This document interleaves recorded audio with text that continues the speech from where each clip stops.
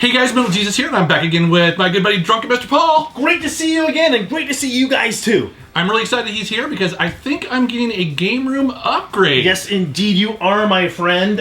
He and I are huge light gun game fans, love playing them, and I decided this year to kick into an Indiegogo campaign and bought a Sinden Light Gun for your game room. Now, the exciting thing about this is it's supposed to work on flat screens with no sensors. I hope it works. This is going to be amazing. Let's take a look.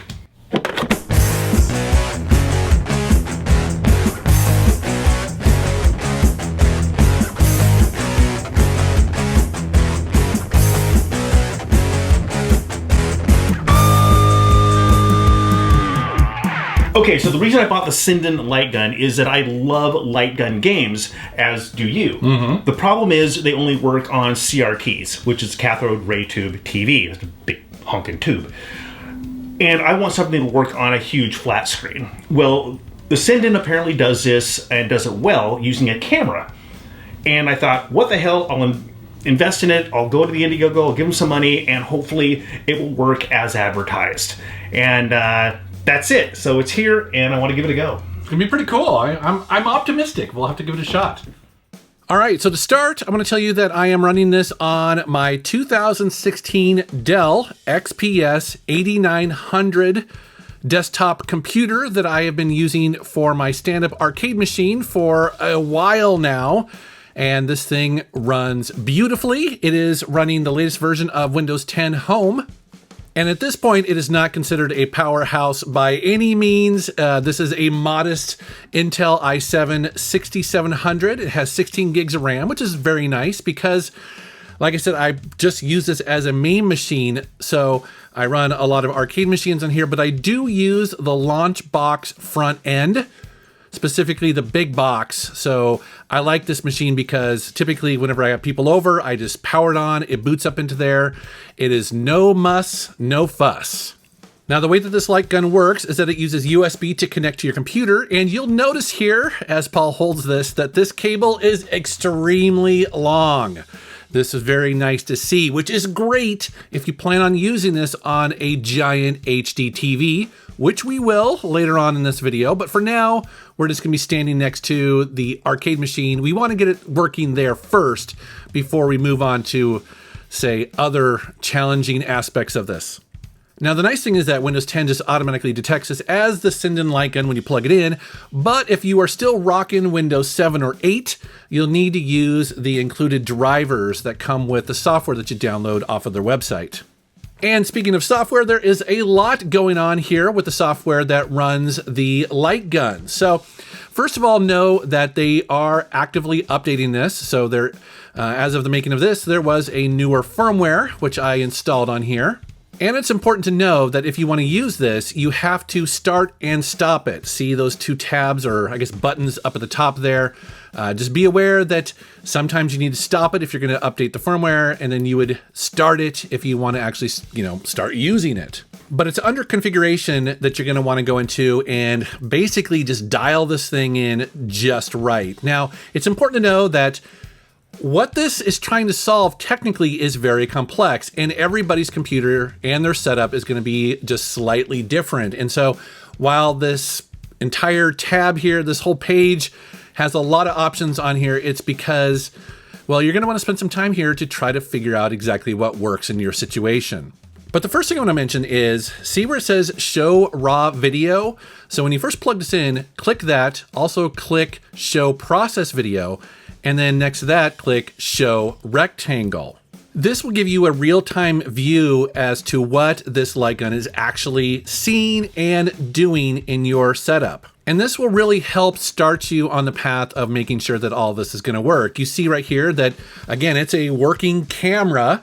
You see Paul aims it at me here. And so again, you can kind of tell that, okay, it's actually working. It's actually getting a picture, but that show rectangle is the key. So that the way that this thing works is that it puts, or it needs a border around the image to be able to track where you are aiming. And it needs that at all times. If the tracking is off or something's not working, that's the first place to start. because you need to be able to see there that it is getting that solid rectangle. That means it's working. That also lets you know if you're too close or too far to your screen. So if that rectangle is moving off, and not showing the whole thing, like to the left, to the right, or to the bottom, you need to back up a little bit. You can also look down the sights of the gun and manually adjust the alignment. So you see that right there with the X and Y. And we played with this for quite a while because you can go into very small percentages here to really make sure that that gun feels it's spot on, that it's perfectly aligned. Another cool thing here is gangsta mode. So you see that right there where you can set it to left, right, or auto, and it actually picks up the tilt. So if you tilt your hand all gangsta style, it'll still work. I thought that was pretty cool.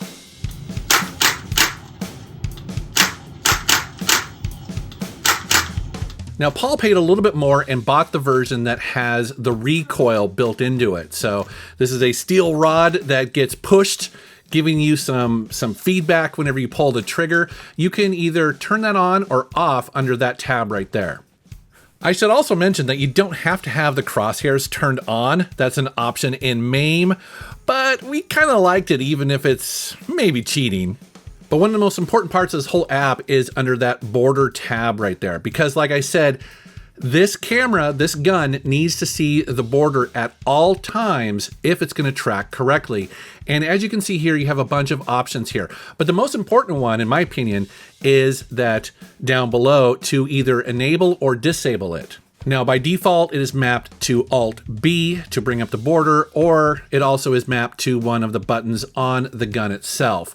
I just can't emphasize this enough that if you're having problems with it, you have to make sure that that border is on. And many times we're like, why isn't this working? Oh, we got to turn on the border.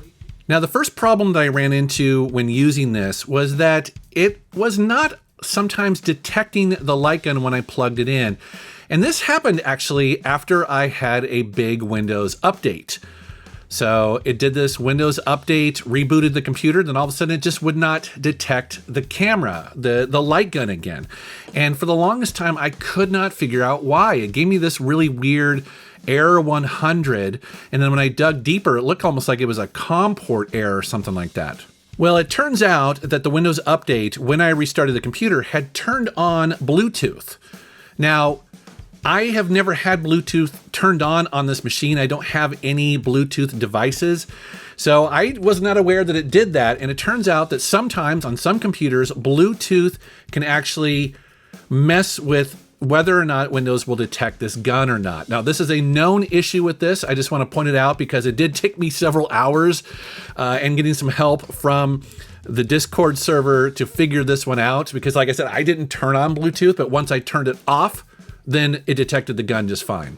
Once you have this all set up and it's tracking correctly in Windows, the next thing you need to do is go into your software, your emulators, and configure it to detect and use this light gun. Now, on this particular machine, I'm just really dealing with MAME. That's really all I care about, is just emulating the arcade games that I want to play. And this was interesting because it's important to remember that, in the history of arcade games and light guns, many different games came out and they didn't all work exactly the same. There wasn't just one standard of doing this. And just keep that in mind, because essentially what you end up doing is you end up going into the general settings of MAME to configure the X and Y so that every game will at least pick it up. But then what you end up doing is going into each individual game, if it's not tracking correctly, if it's not picking up the trigger right or something like that, and then going in there and then you can tweak it. So for instance, sometimes we would find that the trigger didn't work and you'd have to go in there and actually, in MAME, configure the trigger to pick it up. Or like in Time Crisis, you would want the foot pedal to be a button on the controller so that you could pop out and shoot dudes and then, duck back under. In some light gun games, we would feel that the tracking wasn't quite fast enough, and so we would go in there and increase the sensitivity on the X or the Y. In other games, it felt fine. But once you have all of this set up and working, it feels awesome. It feels great. It is just exactly like it would be in the arcades, especially when you have that recoil turned on. And as you can see, Paul and I were loving this. So now that it's working on my stand-up arcade machine, the next thing we had to try is getting it to work on my big 4K HD television because, you know, let's be honest, that's how most people are going to be wanting to use this. This is how Paul is going to want to use it in his house, and I can totally see why. However, this was interesting because we couldn't get it to track correctly. You see that we're standing back here, we've got the border up, but when we brought up the software, it just was not able to actually track that rectangle correctly. And it took a couple moments for us to realize this, and oh, it's my LED lighting that I have in my game room. So I use these Philips Hue lights all throughout my game room. They're those colored ones that you can change the mood and stuff like that. And those were screwing up the camera. It wasn't able to see the border correctly. So once we turned off the lights on that half of the room, it magically just started working. And oh man, this is the way to play this. Just on a massive screen like this, you can see how far back Paul is, and it was awesome.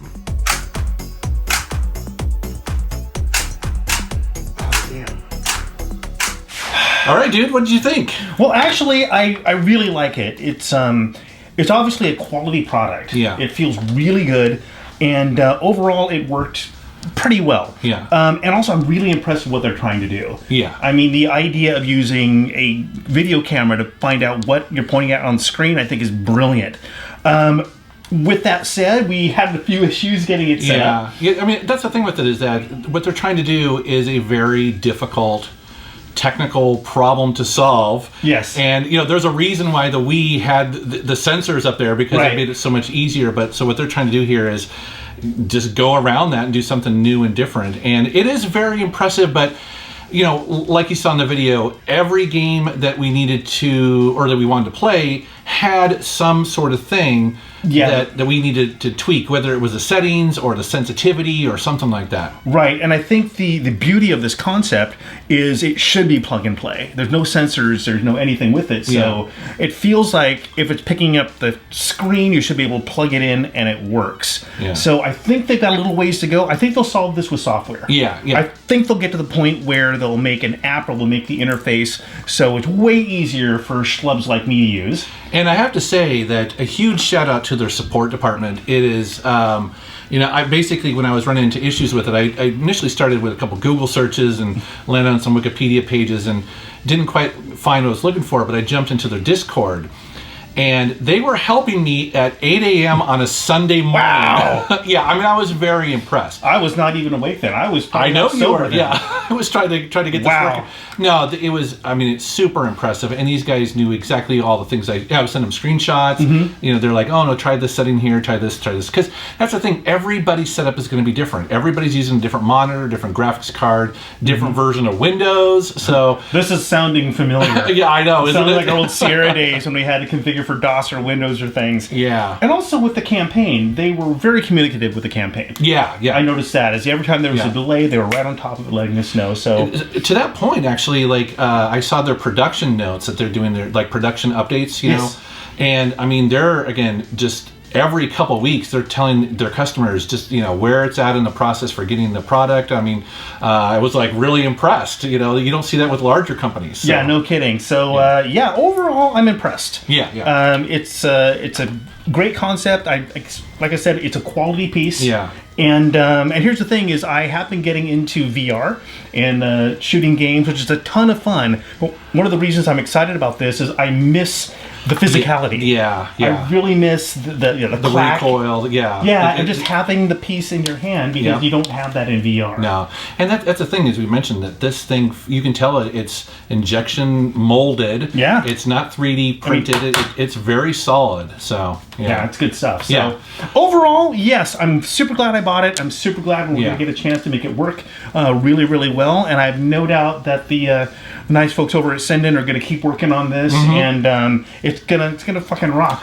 I think the next thing I would like to see, and I haven't shown you this yet, but the whole Mr. project. Remember I was telling you about the whole FPGA-based arcade boards that get... Right. Yeah. So this, with that... Oh my God. ...might be kind of amazing. So if they can get this working with the Mr. project, that would be pretty cool. Because then you get 100% arcade accuracy with that technology. You guys hear that? You heard it from him. I know. Send him a check. I bet you they're probably working on it. So. All right. Well, thanks for adding this to the game room, dude. Actually, it's gonna be funny because I think it's gonna bounce between his and mine because, we both have different setups. Right. So it's gonna be cool because it's pretty just self-contained. You just take it. It's a USB port. Take it over to your house with a big old TV and. Yep. Yeah. Actually, I really want to try this with a projector because I've got a big projection screen I use outside for movies. Can you imagine? That's gonna be amazing.